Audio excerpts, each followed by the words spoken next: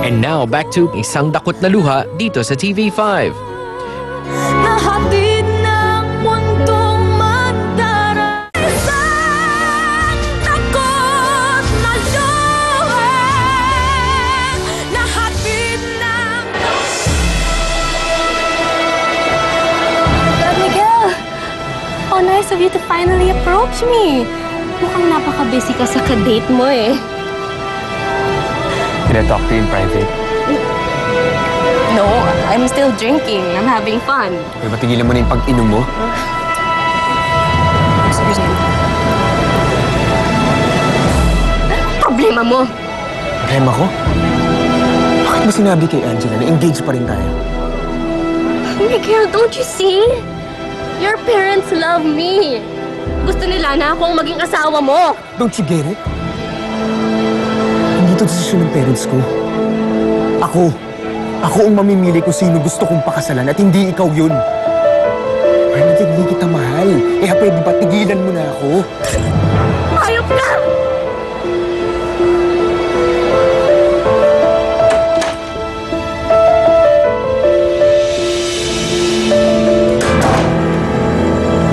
Tahimik ka. Ano iniisip mo? Iniisip ko si Hener. Paano pag hindi siya tumupad sa usapan? Minsan na ako tinraidor nun. Natatakot ako na gawin niya ulit sa akin. Huwag mo na isipin yun. Tutupad sa usapan niya. Paano ka nakakasigurado?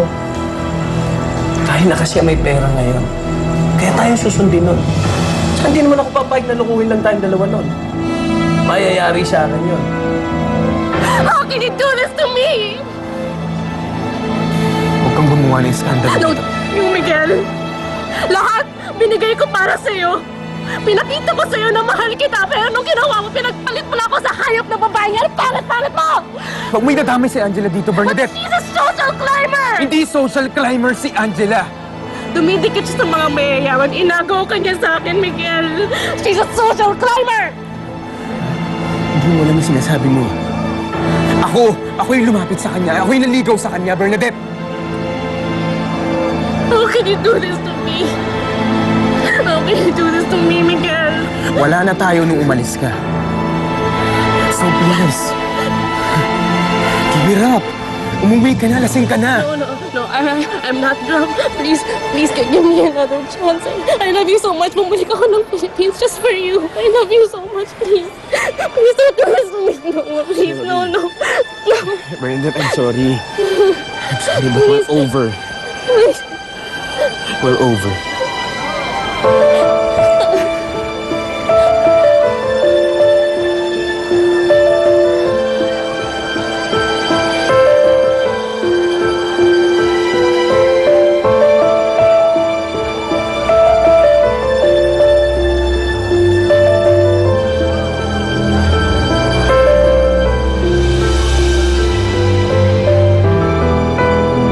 Ewan ko, hindi ko pa rin matanggal sa isipan ko. Huwag ka na mabahala. Karamay mo ko, kasama mo ko. Hindi naman ako papayag na may masamang mangyari sa iyo, tsaka kay Almira.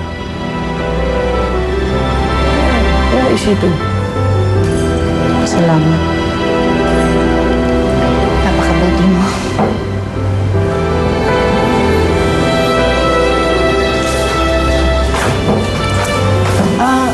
Hindi ka makatulog?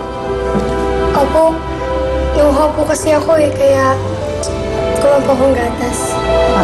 May problema ba, anak? Wala po. Excuse lang po.